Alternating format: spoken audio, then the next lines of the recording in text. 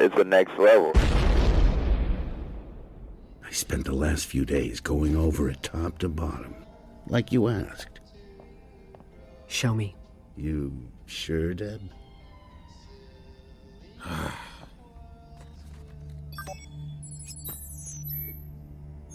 See these flecks?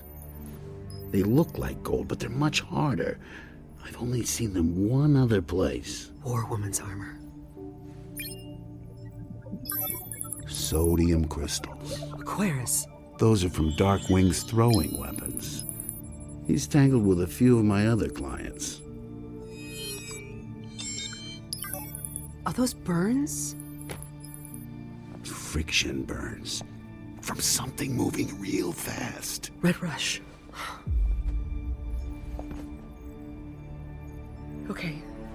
Okay, this only proves Nolan and the Guardians fought. Maybe they attacked him first. Maybe he was trying to protect their legacy. Maybe. But there's also this. Blood begins to oxidize when exposed to air. I can measure it. See how long since it was spilled. This is the oldest blood on the suit.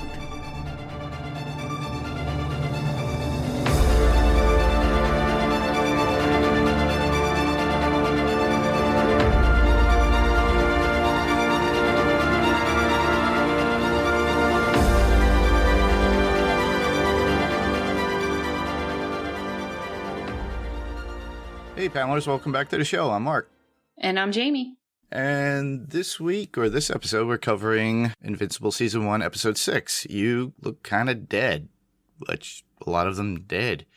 So Yes. This is going to be a spoiler-full podcast about Episode 6 of Amazon Prime's Invincible. And like I always say, if you haven't watched the episode, go back, watch it, come back, listen to the podcast, and please give any information you like regarding what we said. And the synopsis for this particular episode is Mark joins William and Amber on a campus visit to Upstate University, hoping to discover a new future for himself. Debbie makes her own disturbing discovery. Very disturbing. Very disturbing. But it's something that we all knew, but she just found out for herself. Right. So what were your initial thoughts? I thought it was a little slower than some of the other episodes, but not in a bad way. Like, I thought, we only had one bad guy. We didn't go too much into the side stuff that's going on. Mm-hmm. And I did like that, the one bad guy we got was another, like, formidable opponent, not just someone who could be gotten rid of quickly. Yeah, you're talking about the bad guy that was in this. Yes, well, Sinclair's men, whatever they are. Yeah, but he was taken away. I don't think this is the last we're going to see of him. Absolutely not. So, yeah, my thoughts were, I thought it was a really good episode. I enjoyed it. Like you stated, I agree. Yes, it was fairly slow to build up, but a lot of it was more the dramatic talk. I think a lot of it that made me enjoy it more was the comedic aspect of it with William and his love for Rick.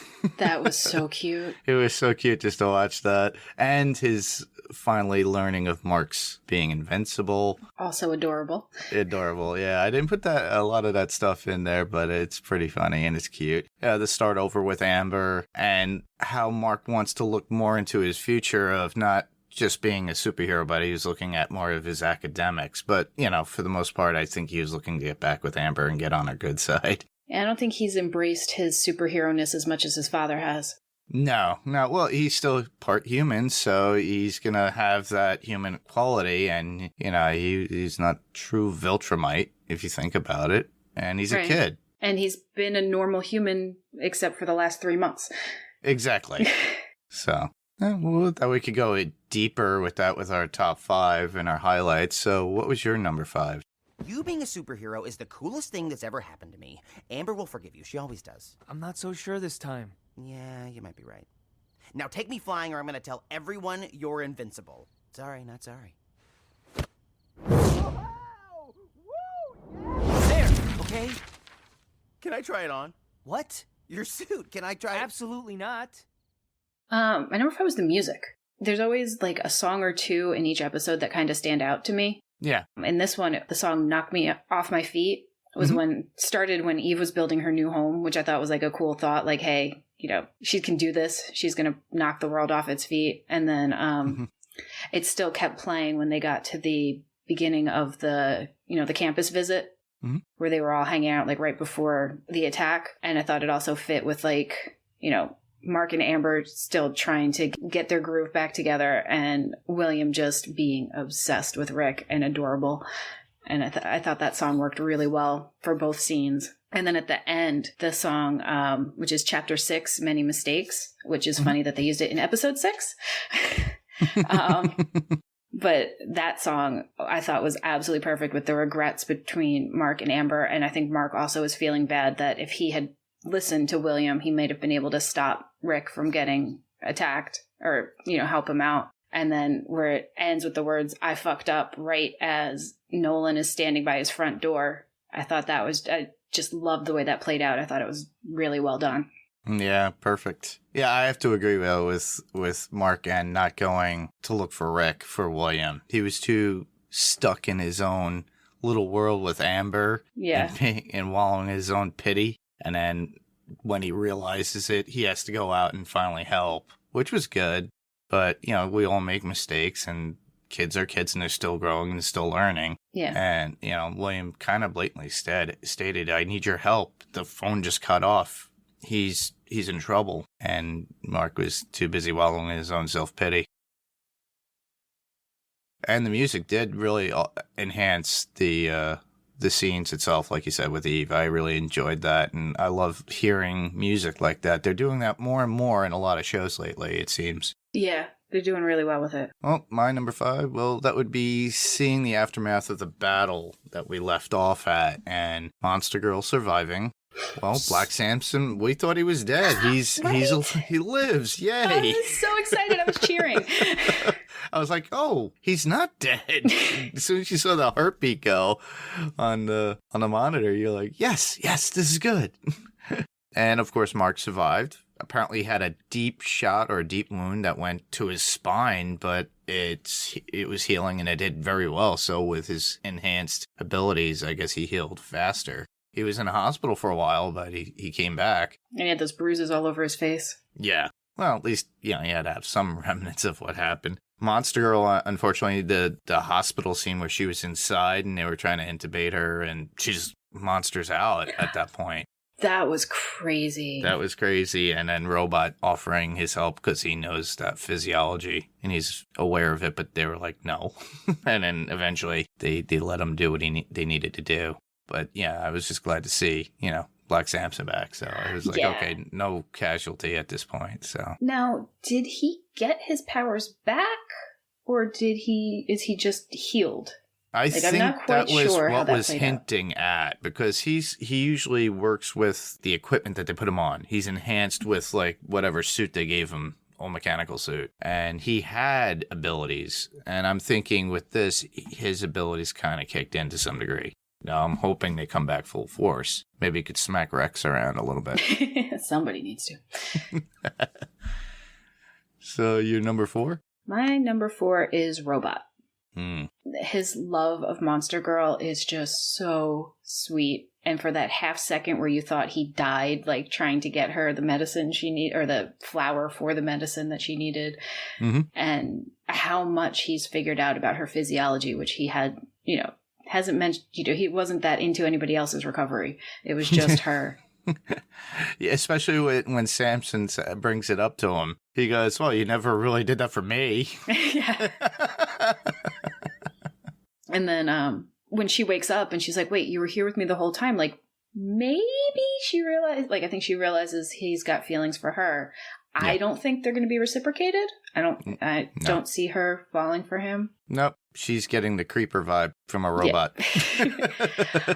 And then there's also with him the question of what is that body he's growing? What is going on with him and the Mahler twins? And then, even at the very end with the Mahler twins going to the cemetery where those kids were trying to, get superpowers, are they trying to make a new super? That's what I'm thinking. That's what I'm thinking too. From whose blood though? Right. Whose grave were they in? Well, the kids were digging up the graves. One of them states that, of course, you drink some out of the skull of an immortal and you gain their abilities or something. Right, but I don't know whose skull they were trying to get Exactly. to. They didn't give us a grave site or a tombstone to see a name or anything on it. No, I just love the idea that he's like, I saw it on a Reddit. Teenagers being teenagers. Yeah.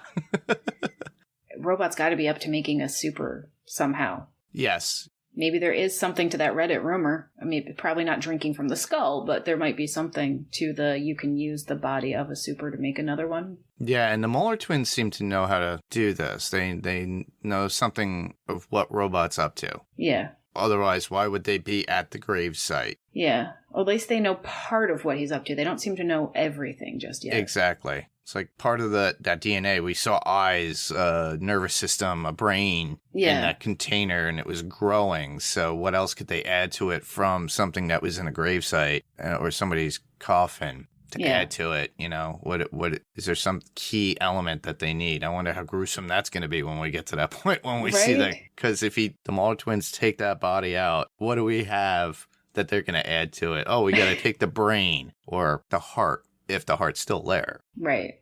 And if it's anybody from the Guardians that died that Omni-Man killed and it's one of their graves. It has to be. Yeah. It has to be somebody from there. Because they were recently dead at that point. Yeah. And that investigation is still going. So those kids were able to easily get to the gravesite and dig it up. So I'm curious if which one of those they're going to use. Yeah. Probably not the alien. What was the one that Lauren Cohan played? Forgot. I don't remember. Like, it feels like forever ago since we saw them, so I like. Yeah, I know it's the first one, but you know, we could speculate all we want, but I think that's a good start of figuring out what they're up to. It has to be somebody from the Guardians that they're trying to dig up and utilize, and I'm thinking that, like you, with Robot and the Muller twins, they're looking to create another super. I don't know if it's something that Robot's going to put his mind into or something. Oh yeah. So it would be interesting. End as well. Well, think about it. He's a robot, so he wants to put his consciousness into a physical body. So maybe that monster girl wants him, or maybe he's building up his own army for something. Ooh, that would be creepy. We'll see. Well, my number 4 would be William. Just the fact that we see him as he is. He is a homosexual, but he is in love with a guy that he met at college at one point, Rick. And then Mark invites himself to go with him to that college to check it out because William wanted to go for something in medical at one point. Yeah. But, you know, mostly it was meant to go see Rick and be with Rick. And I think Mark was like kind of cutting in on his action at that point. Absolutely. But Mark's idea was like, oh, I'll bring Amber. Maybe it's someplace we could both go together, and it's a way for him to broaden his academic career, maybe, and plus strengthening his relationship with Amber because they just started again. It was a whole do-over, but as we know, that doesn't go well.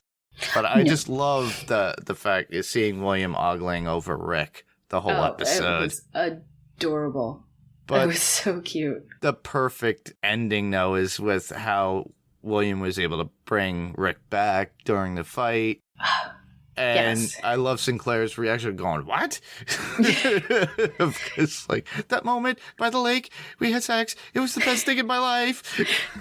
So cute. It was cute. It was so cute. And the whole car ride to the college, like, William was just talking about Rick the entire ride. And Mark's completely oblivious. He goes, what? And then when they get out of the car and he takes their luggage, and it's like Amber and William are both like ogling his butt. and Mark's like, okay. Yeah, Amber. Well, Amber was like totally in with William on like, oh yeah, he sounds great, you know. Yeah. The hair, does that matter? Yes, it does. Really? What about my hair? I would be thinking that personally. It's like, what about my hair? But then again, I have no hair. Yeah, but you probably did in high school. I did, yeah. And in my 20s, but, you know, genetics don't work out, so you just shade it. Exactly. And that was your number 3? Or that was your number 4, so we're on my number 3. Yeah. Eve is my number 3. Okay. I'm really digging her. I like that she was strong enough to get out from under her parents who still suck. Yeah. I mean, I get the parents being scared for her. Like, I'm a parent, I'm scared for my kids. I get it. But the way they're going about things, they just stink. They're not allowing her independence or free thinking is what it is. And you got to let loose the leash at times when it comes to kids to find their own way. They're gonna make mistakes. But with them, they're just overtly parenting at this point. Like, no, you got to stay in. You can't.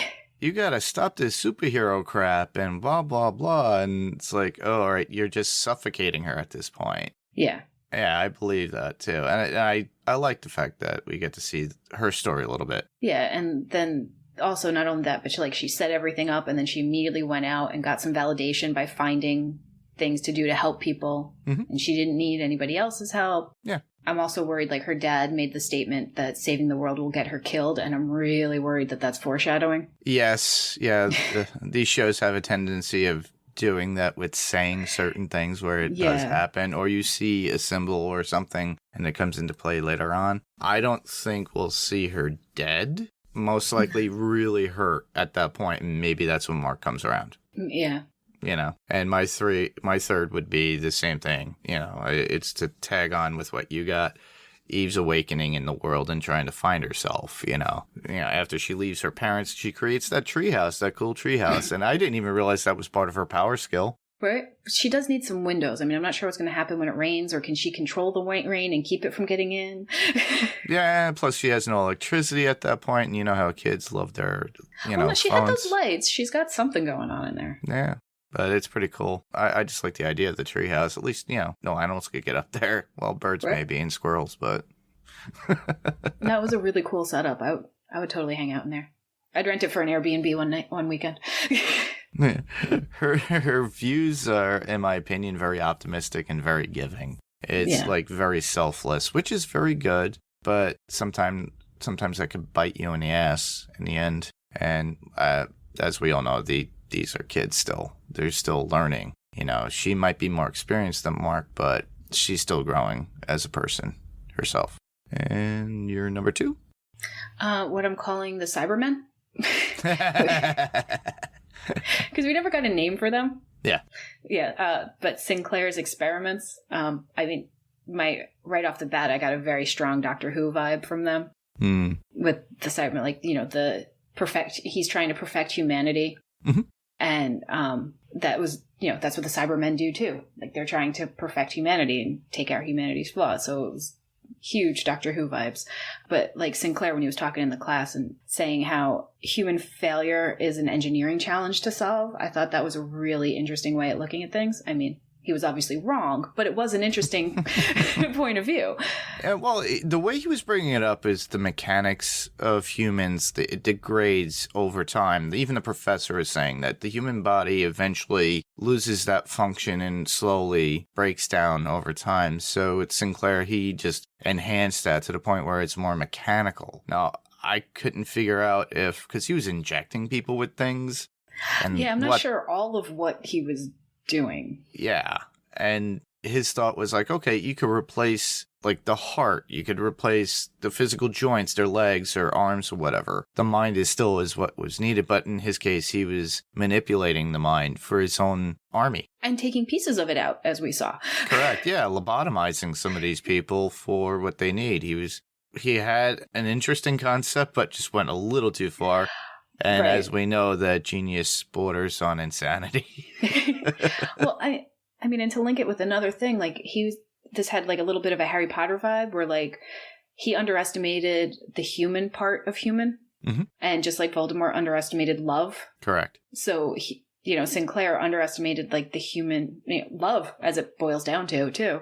And, his creatures didn't want to live with what he did to them, and love was able to take them down and take him down, which I thought was pretty cool. Something as smart as he is, he just doesn't understand. Yeah, well, he has no empathy towards others is what it is. He's more the scientific genius, I think, where it's his vision, that's it, which is very opposite. You would think that Robot would be more like that, but Robot in this case has feelings. Right. But there's something underlying that too, because he's so advanced that he's got some sort of plan that we have no clue. We'll find out eventually. And we'll find out I'm all sure. our guesses are wrong. Yeah, maybe at the end of the season, you never know. It's like, finally, oh, that's what that was. My number 2 would be Sinclair as well, but, I just put flat out in my notes saying Sinclair is an asshole. He is totally an asshole. And he's the perfect villain, but I don't think that, like I stated before, this is the last that we're going to actually see of him. They took him away. Cecil and them took him away, and they even admired his work at what they were doing and how, wow, they really screwed up Mark at this point, too. They beat him up, and he was still healing. Yeah. Yeah. I think Sinclair is absolutely going to help Cecil with his goal of taking down Omni-Man. Cecil was way enamored with the tech.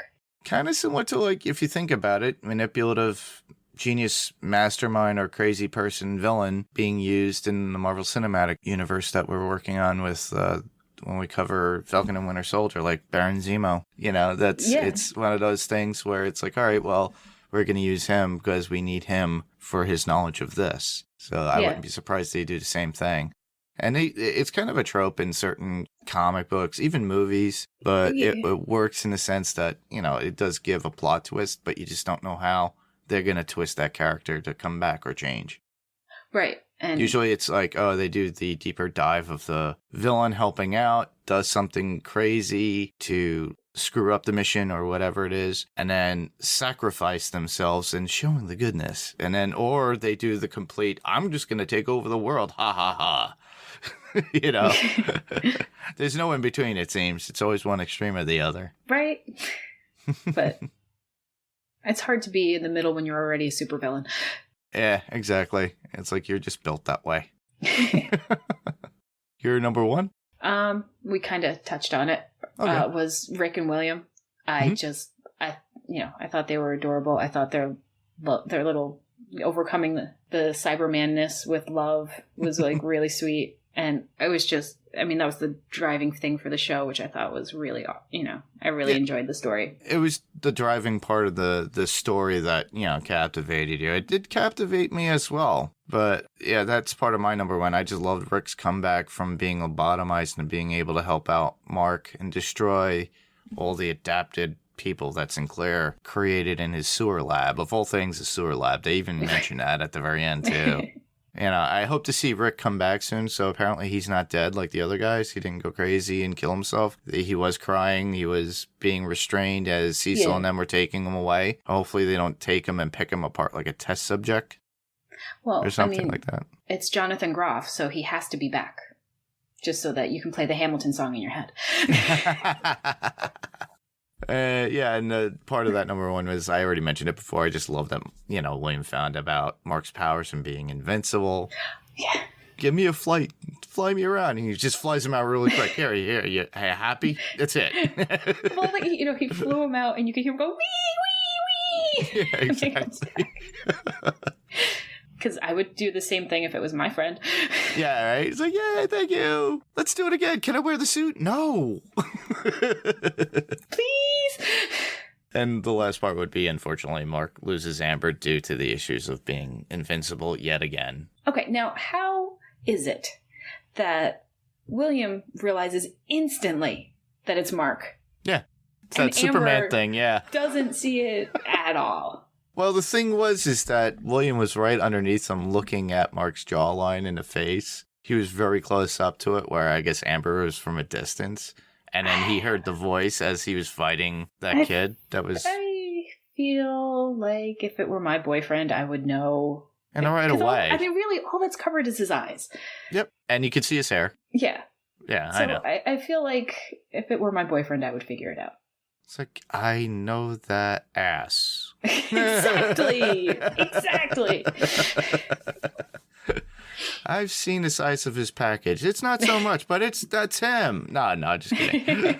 But yeah, those you would lips. think. I've kissed those lips. I know those exactly. lips. It's like a woman would know that right away. Honestly, a lot of guys, unless you're, you're a homosexual male and you're in a relationship with that person, you would know too.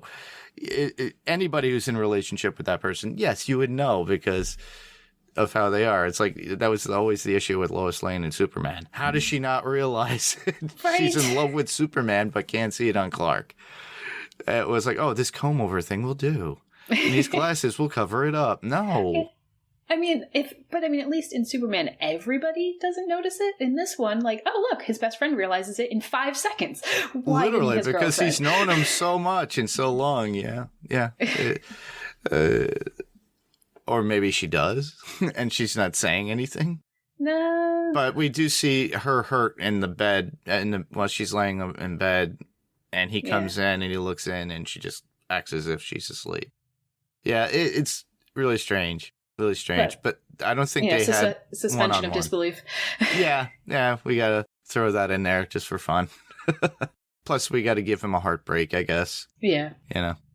So that's it with our top fives. You have a few notes here. Yeah, I have a few notes. I love that Debbie confronted Nolan. That she wasn't just like... Yeah.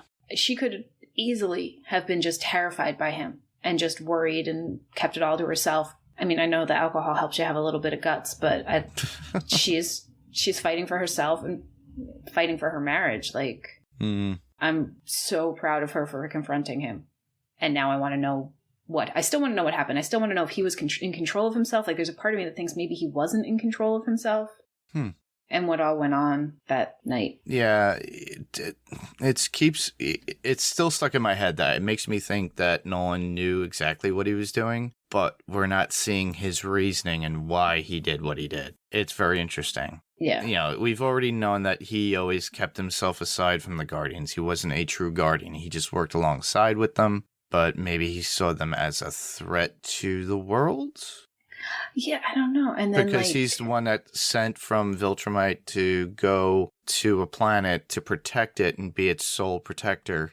But he worked with alongside these people. Now I guess he feels that his job is in danger from that. Maybe. And he had to take them out to be the sole, or if not him and his offspring, to be the sole protector of the said planet. Who knows? It's weird. Yeah, like I'm so curious. And then, you know, he got so mad when Debbie stormed off, you know, punching a hole in the house.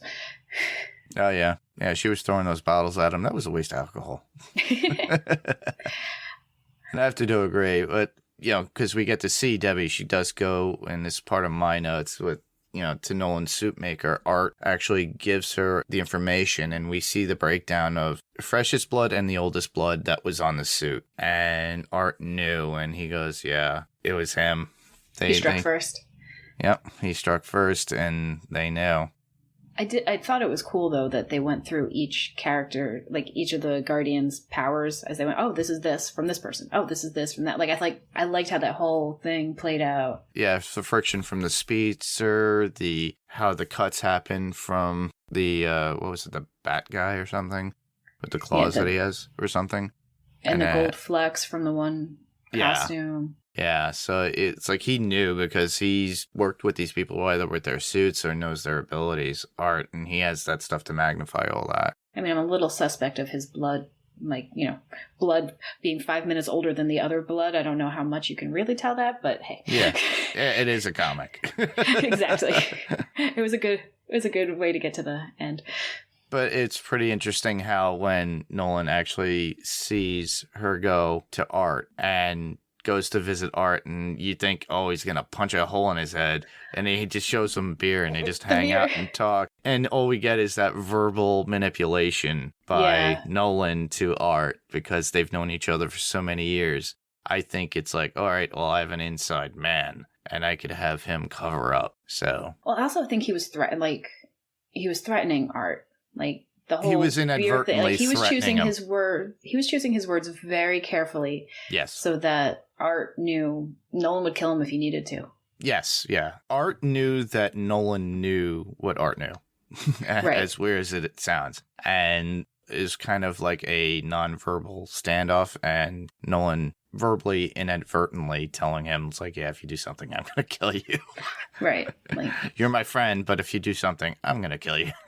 Yeah, I mean, that must have been the most awkward beer hangout ever Yeah. for poor Art. And I think Art probably shit his pants when Nolan first showed up behind him. Oh, I know. Before he held up the beer. The look on his face was like, oh, crap. Yeah. And how they could do that with an anime is pretty funny. You had another one? No, that's all my notes. We covered everything else. Yeah. The only other one would be Robot seeing the Mauler twins in their talk about amplifying the process from the cells that he gave them. Apparently, he wants to increase the process to make this thing grow faster. Yeah, so he has a reason behind that. I'm curious as to what it is. I am so curious what he's up to.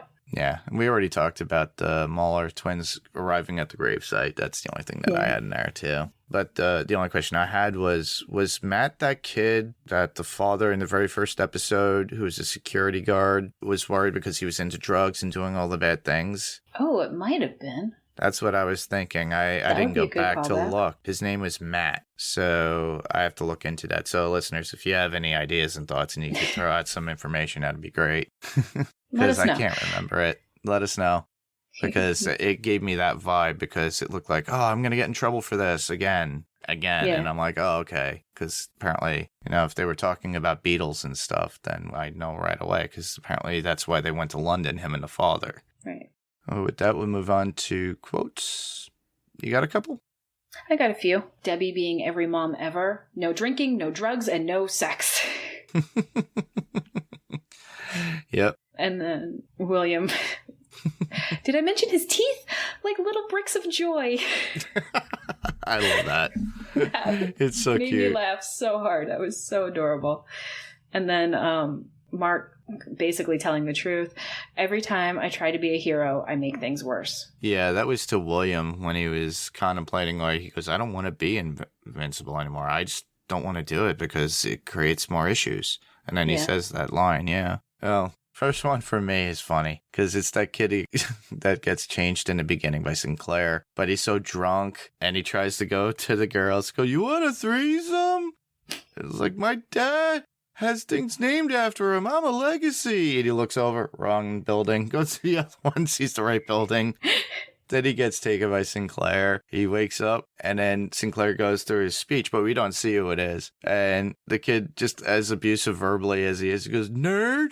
Who talks like that? You do. You're a nerd. And he's like, hey, you better let me go. Otherwise my father will sue you in the Stone Age. I thought it was good.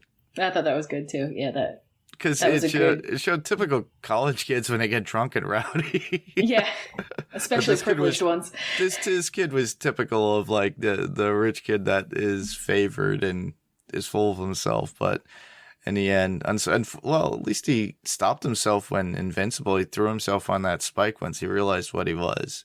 Yeah, and that was pretty impressive that character that we were introduced to as being such a D-bag had enough in him to kill himself when he realized what was happening to him. And what he was doing to others, too. Yeah. He just basically he found out and realized, I'm a monster. Yeah, but then again, he couldn't even voice himself because they cut his vocal cords out. Next one up would be Cecil saying, you're the most powerful man on the planet and you can't control him. And that was to Nolan about Mark handling Machine Man. Yeah. Meaning, hey, you're a terrible parent. Well, I don't think any parent can truly control their child. No. You have to realize they're individuals as it is. You're just trying to guide them in life. Just don't do what we did. Yeah. Learn from my mistakes. No, you're going to make them anyway. All right, whatever. Well, you just got to be there to comfort and hold them. Yeah. Last one I have would be Eve. Make the world you want to live in. Then she takes off. I think that's good. A good motivational statement right there. Yeah, that's a really good one. And that was to her parents, I believe, when she was ready to take off. Yeah. All right. Well, we'll move into feedback. And I see you got some. Yeah, we've got Chris once again sent a text. It's sad that Mark's boyfriend got fucked up like that, though. I think he meant William's boyfriend. Mm-hmm. Though I feel like Mark just needs to come out to his girl to smooth the shit over because that would have fixed everything, but he can't. It was nice to see Eve make a difference, at least find her own way. The whole Eve storyline is more than likely to backfire on her in some way, shape, or form, though. I definitely agree with the Eve storyline is going to backfire. Same here. which stinks because she's so hopeful. Like she's our like hopeful good character. Yeah. Yeah. And she's a guiding part of Mark. Yeah. And I think deep down she has feelings for Mark to some degree. It's just that they're not showing themselves. Because every time she tries to go to Mark, he's always looking after Amber, and she gets that. I don't know if it had to be for the fact that it's like, hey, I have a friend that could actually talk to about this. You know, it's like one of those sensitive guys. I think it might be a little bit of both because, you know, she went to him right as she was breaking up with Rax. Mm-hmm. So, you know, when you're going through a breakup, there's always a part of you kind of looking to the next. Which so is you don't feel so alone. Yeah. It's not a really good thing because you got that rebound aspect. Right. Right. And then you realize it's like, what have I done? Yeah, I get it. Yeah, she's kind of mixed emotions at this point. Yeah, dealing with the breakup of Rex, dealing with her parents, changing her life. I think right now she just needs somebody to rely on, but she still has an admiration and feelings for Mark to some degree. Whether or not they come out, who knows? Maybe Mark will come around and realize this some way. I mean, and she has, with the crappy parents and the crappy boyfriend, she has no reason to be as positive and good as she is. So it is just awesome to see her be like that. And so when all this backfires, I'm going to feel so bad. Yeah, same here. I just don't want anything bad to happen between both of them. Amber could go away on the wayside because she's, you know, related to one of the enemies. Well, we don't know. He wanted to take over. Maybe he's made things a better place. Maybe he stopped burning down the buildings. I don't know. Kind of like that Dr. Doom aspect. I want to take over the world.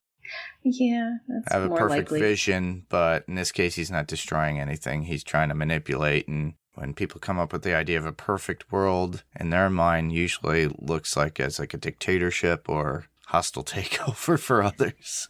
True. All right, cool. Well, thanks, Chris, for setting it out. We appreciate it. Yes, we do. Now we got some live feedback from Steve, so we'll get to hear what Mr. Steve Brown has to say. Hey, Mark and Jayme, this is Steve, and this is for Invincible, episode 6. You look kind of dead. It took me 2 watches to figure out that D.A. Sinclair was just another student at the college. I mean, you know, she said they told her he's on some kind of genius grant, and he makes sure everybody knows that. So, it just didn't dawn on me until the second watch. So, oh, he's just another student. And that's why Amber acted the way she did toward him and stuff. But, interesting storyline here with, Omni-Man. You know, I wonder what happened to the tailor. Did he do something to him?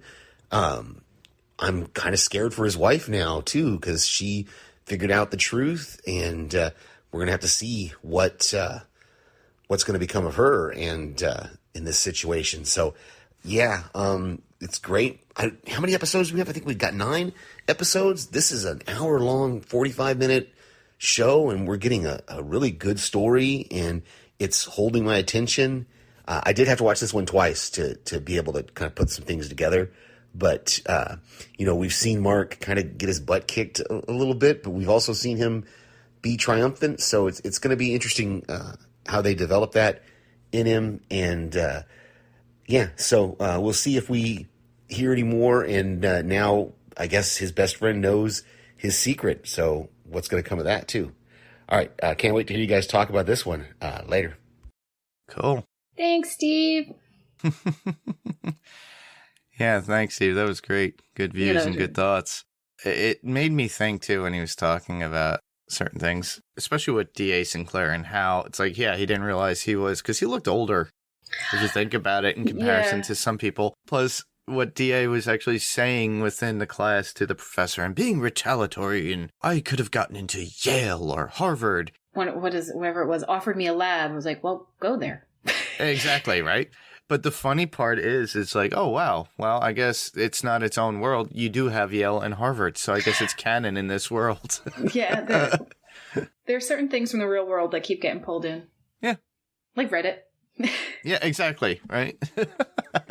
So all that could be part of this particular world. Maybe it's an offshoot, an alternate reality or something. If only we could get in touch with Robert Kirkman and say, hey, when you wrote this, did you think about it? What's interesting with Steve is he's worried about Debbie, and I never thought that. I just never crossed my mind that Nolan might actually hurt Debbie. Well, I was thinking Nolan would hurt Debbie, if anything, or if anything, Debbie would hurt herself because she's dealing with the stress. And like you said before, she's drinking like crazy. Yeah. Like I can see her hurt herself. I just didn't think Nolan would hurt her. I think he's got too much love for her. He has too much love. And that was, remember when we last recorded, you were talking about the monster coming on and how Nolan wasn't going to go and stop it. And they were where, in France or something. Yeah. And let them do their job. And she was just like, he's like, if you love me, well, no. And then next thing you know, it's like, oh, okay. And then they finally came to stop the monster, and they did. But it was him testing her and her love for him. And I think that's his anchor to some degree. Agreed. But yeah, and with her, it's more about trust and love, where it's with him, it's more the trust. Because who knows if he's separated, he's got Mark, and he's more concentrating on Mark than he is with his own wife. Because as we see, she's being neglected. How he's hardly ever home. He's always out there with Mark or something. And when he does come home, it's like, oh. And then he sees her a mess. And he's, now he's suspicious, and he knows that she knows something. So I really wouldn't want to see Nolan hurt her. But no, how far is he going to go with, like, not getting this out there that he did this? Right. I really, in my gut, hope he doesn't hurt her. Like, I don't think he could do it. I don't think he could do it. Maybe he gets somebody else to do it. Yeah, that's possible. Like Art. Ooh, that would be tough. Ooh, yeah. Poor Art. Yeah, put Art in that prediction. Predicament. Prediction. Or prediction, either. All right. Well, that was our coverage on Invincible Season 1, Episode 6. Yeah, that did kind of hurt. Yeah. But we'll move on to podcast recommendations. What do you have? I'm going to recommend this one called Creepy. It is recordings of a bunch of the creepypastas. They dramatize a whole bunch of creepypastas and just good, fun horror. Cool. It's like readings of like a script or a screenplay or something. Oh, yeah. They put it, like, it depends on the story. Like some stories, it's just one person reading the whole thing, and other stories, they have more of a cast and stuff like that. That's cool. It's good. Yeah. It's like, remember those books or comics that you used to get with a record? You just read along with the, yeah. It kind of reminds me of that when I hear those. Or a play act, because Marvel had one on Stitcher where they did like the Wolverine series or something. That was pretty good to listen to until they stopped it midway. And I'm like, what happened to the story? I hate when they do those. So I'm like, please just finish the ending. Yeah. Wrap it up for us, please. Yeah, I needed something to listen to on my drive to and from work. Right? I don't want to listen to this like 12-hour book reading. Like The Stand was like 40-something hours or something. I don't know. I did the Game of Thrones books in audio format, so those audiobooks are good, but it's funny. I can't really be there listening for hours and hours on end. I prefer to read. If it's something pretty short within about maybe 10 hours, and I could wrap it up in over like a 2-week Yeah. Unless I'm going on a long trip and I'm driving for hours on end, then you could get it done. But I don't want to be there like listening forever. But I just don't have as much time to sit and read, but I can have it playing while I'm washing dishes or something like that. Yeah, that'll work out too. That's why I've gotten more books in with the audio version than physically reading. Well, the technology we're in today. Right? Makes some things more convenient. Well, kind of similar to like people listening to us on podcasts. Right? And with that, I'll add in House Podcastica with their coverage of The Handmaid's Tale. So I believe Wendy, Daphne, and Jason had covered or did a catch-up version before the new season comes into play, and that'll be released this week as well. So check them out on the Podcastica network with House Podcastica covering Handmaid's Tale. Definitely listen to them. They are great. I tried watching The Handmaid's Tale, and it's very depressing, and I do not... Yeah, I can't. I think it's been sitting there where I've been ignoring it because I'm like, and I think I've made the decision that it's just too heavy for me, but I'll listen to the podcast. I'll listen to the catch-up podcast and see. Yeah, same here. I listened to Lizzie and Diana at one point to see when they were covering it after Kristen had started covering it and to see what it was like. And my mother, I've watched a few episodes with my mom when she was home and she had it on, I'd be like, oh, what's going on? And I watched it and I'm like, oh, okay. And I'm like, damn, this is just so heavy. I was like, I can't really invest it. I know The Walking Dead and like, Another Life and those shows that I watch are pretty heavy at times. But with this, to me, it would be draining me emotionally. Yeah. Because I could separate fantasy from reality. And with this, it hits home on a lot of reality points. And I'm like, no, I can't put myself through that. So, yeah, but we can listen to their podcast and then know what everybody else is talking about and pretend we watch the show. Exactly. But if you listeners that are out there have read The Handmaid's Tale and really enjoy that, I highly recommend it. If you are like us where don't want to really watch the show, and I did this too with Mr. Blog when he did Under the Comic Covers, because they would cover comics that I didn't buy or read, but I enjoyed what him and his partner did. They went over each, and I missed that show. I miss that show so much, and I read almost every comic that they covered because some of those stories were just amazing. And once they stopped their show, I kind of fell off the podcast or the comics, and like I've been thinking, I've had a little more time, so I've been thinking about getting back into it because like some of the storylines, I really want to know what happened with them because they were just so interesting. Yeah, it's pretty cool if you could actually play that part of just like listening to somebody explain it to you and go over the story. It's interesting. I like that aspect of it. Yeah. Yeah, like I said, because I had a pull list and I'm like, I'm not adding to these polls. So I'll listen to somebody talk about it. Yeah, I wasn't even in the idea of collecting because just the cost of a comic. Yeah, wow, they're so insanely expensive. I'll be honest, I was doing a lot of the digital ones just because I didn't have room in my house to store all of the comics, and then I'd wait a week until the price dropped. So I was always a week behind. It's fine. Or a month behind. Or you do what I do and just get the whole trade at the very end. You wait it out until the end and get it then. Yeah, done that too.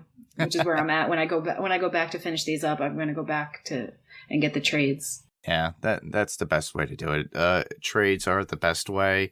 That way, at least you have if you get the hardcovers, you have like a book, and like you stated last time, at least you have that to present to yourself. And people are like, oh, now look at your bookshelf and go, they read a lot. And then look, oh, what is this? Oh, Bernie Wrightson's Frankenstein and other stories.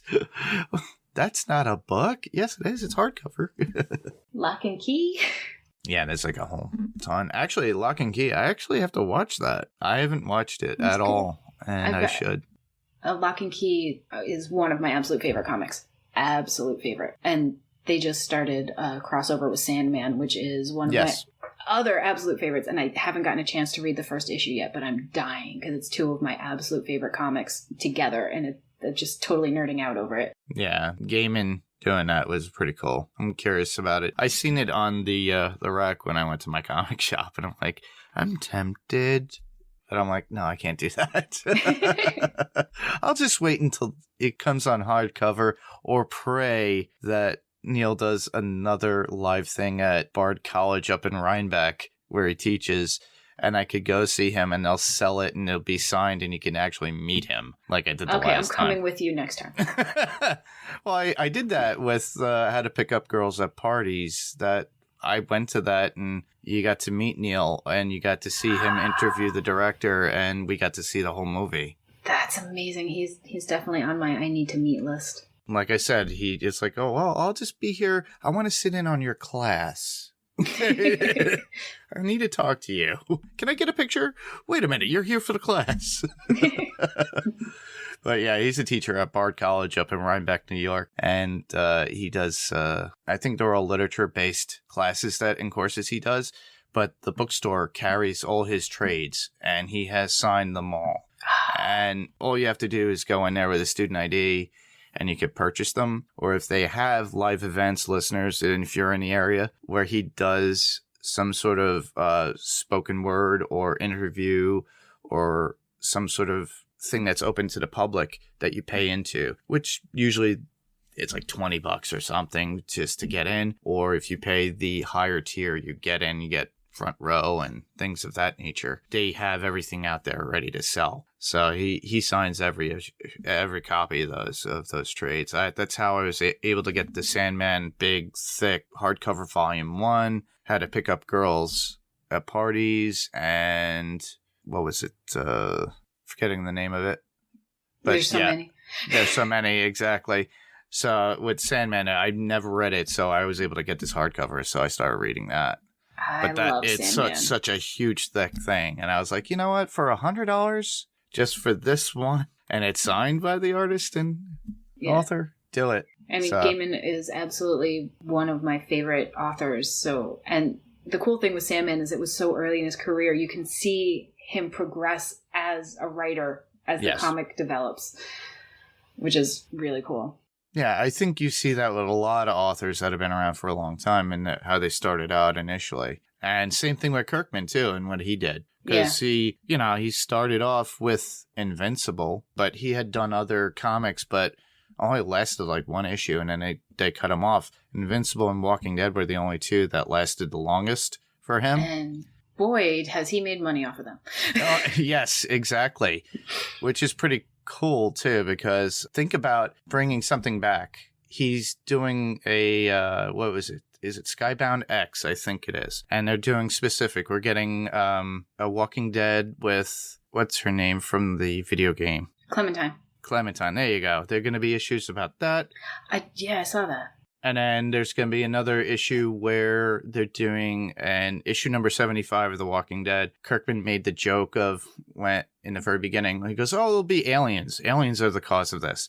Well, he's going to put that in this universe of these few issues or whatever, where Rick comes face to face with, aliens. Physical aliens, like they did in issue 75, where you got a color insert where, you saw the governor, you saw Lori, you saw all of them, and they were part alien, or that they were taken to a space station or something. I love that he followed through on that. That was so funny. And that was meant as a whimsical joke for that. And that was because one of the people that wrote in stated, hey, where are these aliens? Yeah. And then he owned up to it, and he did it, which is pretty cool. All right. So, to submit your feedback, just go to our website, go to panelstopixelspodcast.com, or to submit your theories and feedback, you could just go straight to our Facebook group, which the actual website actually redirects you to anyway. So it's facebook.com/panelstopixels. Leave us feedback. Yeah, so literally every week I do this. I post a picture, an image of the episode that we're covering, since we're covering 2 at this point so far. I put in separately, so you could just go according to whichever picture you see, Invincible or Falcon and Winter Soldier at the moment, and just put in your comment below and we'll read it. Or you could just go to our email address and just write us an email, and that's panelstopixels1@gmail.com. And that's panels, the 2 is spelled TO, and pixels and the number 1@gmail. So you could just write out a regular email, or you could just record your voice and send it as an attachment, and we'll play it. And we'll comment on it like we just did with what Steve did, because Steve wasn't available for recording at this point. Or you could just go to our YouTube page, and all you have to do is search YouTube, and just search YouTube for Panels to Pixels podcast. If you search Panels to Pixels, it'll take you to another group of guys from England, unfortunately. They cover everything within, like, comics turned to, like, video games, cartoons, and they don't really put out very often, but I put out weekly the podcast as it is, so you can listen to it there. And then you could easily just put in the comments below of the video from the previous episode that we put up, and then we'll just read them just the same. Great idea. While you're there, if you like the content we're doing, please subscribe or just give us a thumbs up. That would be great. And as you all know, because you're hearing it now, we could be heard on Spotify, Google Play, Apple Podcasts, or wherever you get your podcast player of choice at this point. If ratings are available, just give us one if you're able to do so. We really appreciate it. And, where can listeners hear us? Well, Jayme, you could be heard here. Only here. Here for now. I'm hoping other people will pick you up. She's always welcome to be on Adrenaline Cinema Podcast. All she has to do is come up with an idea of a movie she wants to do. Yeah, I gotta figure that out. And I'm sure our other friends will have you on just the same. Absolutely. So where else can I be heard? Well, I could be heard right here on Panels to Pixels on the Next Level Network, as always. But you could also hear me, as I mentioned, on Adrenaline Cinema Podcast, and that can be found on the Pirate Core Entertainment Network, where I cover action movies, adventure movies, fantasy, suspense, and thriller films. I usually let my co-host pick it, and it's usually, what's your favorite movie, or what movie do you want to cover? It could be a bad movie for all I care. I have not Bad done a movies are movie fun. that we had a bash or somebody just surprisingly just give me one. I'm hoping listeners would be like, hey, can you guys do this? Sure. I haven't heard anybody yet, but it'd be interesting. But we cover those and we have a good time with it. This week, you should be getting Face Off as well as Sinbad and the Eye of the Tiger. I'm hoping to move on to the new movie with Odenkirk called Nobody. So I'm looking to do that. And there's a few others that are in the mix that we'll keep you apprised about. All you have to do is go to Adrenaline Cinema Podcast on Facebook or even the Pyrocore Entertainment Network's Facebook page or PyrocoreEntertainmentNetwork.com. And that will lead you to wherever you need to with all that media. Well, that's pretty much our show. And I just want to say thank you, everybody, for listening and being here. I'm Mark. I'm Jayme. And this was Panels to Pixels, and we'll see you on the next panel. Talk to you soon.